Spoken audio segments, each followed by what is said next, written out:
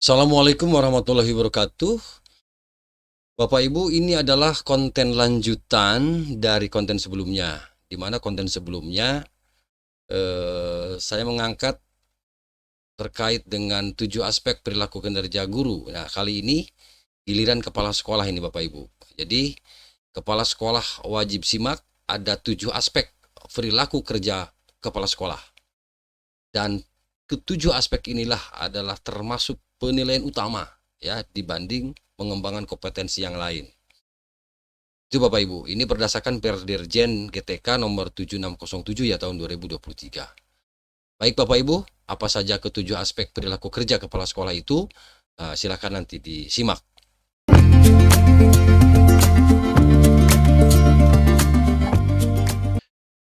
Bapak Ibu, perilaku kerja untuk kepala sekolah sama pada dasarnya dengan guru.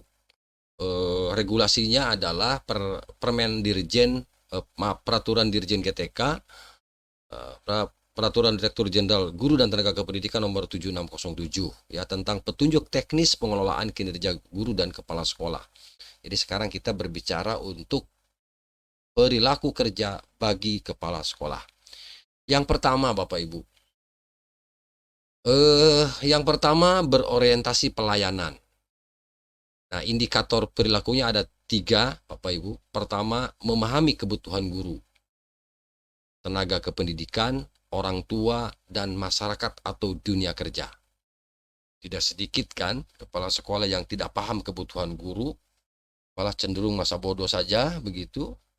Ya, admin katakan begitu ya, memang realita ada di lapangan seperti itu, tapi tidak semua ya, ada saja yang begitu ya. Oke, yang kedua, indikator perilaku yang kedua, ini bersifat ramah kepada peserta didik, guru, tenaga kependidikan, orang tua, masyarakat, dunia kerja, tanpa membeda-bedakan. Cekatan dalam bekerja, solutif, dan mengatasi permasalahan pembelajaran dan dapat diandalkan.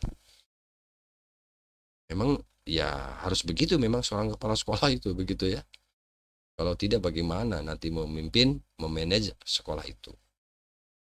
Indikator perilaku yang ketiga, melakukan perbaikan terus-menerus ya terhadap kompetensi dan perilaku kerjanya.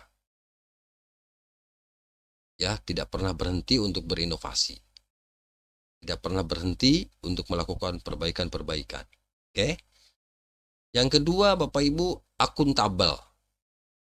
Masih ada 3 indikator perilaku. Yang pertama, melaksanakan tugas dengan jujur, ya, bertanggung jawab, cermat, disiplin, dan berintegritas tinggi. Lalu memanfaatkan sumber daya satuan pendidikan dengan bertanggung jawab, efektif dan efisien, tidak menyalahgunakan kewenangan jabatannya demi keuntungan pribadi. Oke, Bapak Ibu. Kita lanjut. Kompeten. Ini melaksanakan peningkatan kompetensi untuk merespon kebutuhan belajar guru dan tenaga kependidikan. Kemudian membantu guru, tenaga kependidikan, orang tua, dan masyarakat atau dunia kerja untuk saling belajar.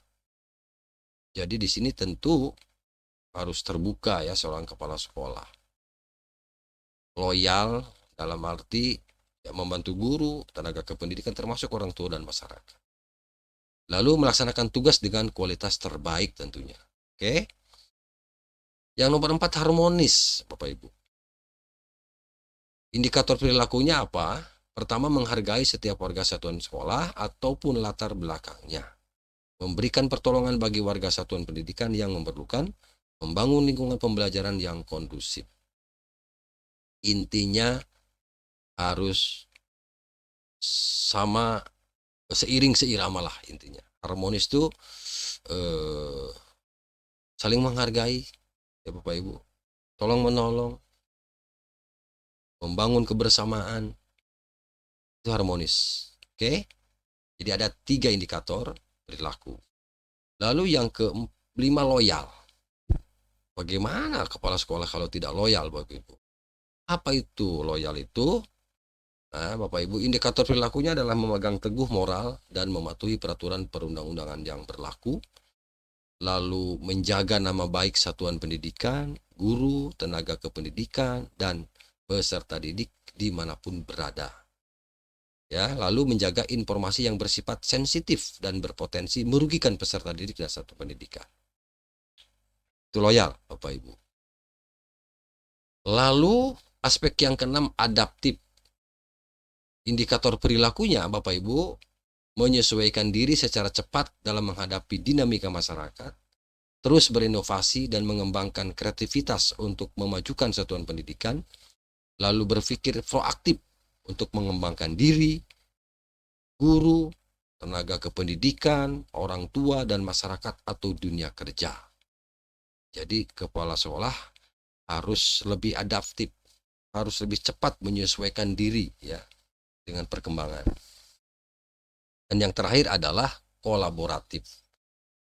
Indikator perilakunya sama, ada 3 indikator. Yang pertama, memberi kesempatan kepada warga satuan pendidikan dan masyarakat atau dunia kerja untuk berkontribusi ya bagi tujuan pembelajaran yang berpusat pada peserta didik. Lalu indikator yang kedua, bekerja sama secara terbuka dalam menghasilkan dampak pembelajaran yang merata bagi peserta didik, guru, tenaga kependidikan, orang tua, dan masyarakat atau dunia kerja. Dan indikator yang ketiga dari kolaboratif ini, dari aspek kolaboratif ini adalah menggerakkan pemanfaatan sumber daya satuan pendidikan untuk mencapai visi dan misi satuan pendidikan. Oh, luar biasa. Jadi intinya kalau kolaboratif berarti harus berkolaborasi, ya, sama-sama membangun komitmen, sama-sama saling terbuka, begitu Bapak Ibu, ya, untuk menghasilkan tadi pembelajaran yang diinginkan tentu. Lalu terbuka di dalam memberikan kesempatan kepada warga satuan pendidikan ya. Ini penting Bapak Ibu. Ya, sebagai kepala sekolah jelas punya tanggung jawab moral yang sangat berat tentu. Dan tanggung jawab ini akan menjadi ringan apabila ada kebersamaan. Ya, karena pada dasarnya pendidikan itu adalah tanggung jawab pemerintah, tanggung jawab masyarakat ya, tanggung jawab satuan pendidikan. Itu Bapak Ibu. Oke, itu saja ya Bapak Ibu yang terkait dengan apa itu namanya aspek perilaku kerja kepala sekolah sebagai apa namanya unsur utama ya di dalam penilaian kinerja bagi kepala sekolah. Demikian yang dapat admin bagikan. Semoga ini juga bisa memberikan pencerahan dan bisa mengedukasi ya terutama Bapak Ibu kepala sekolah. Mohon maaf apabila paparannya kurang runtut dan susah dipahami. Bapak Ibu, mohon maaf sekali lagi. Demikian yang dapat admin bagikan. Terima kasih.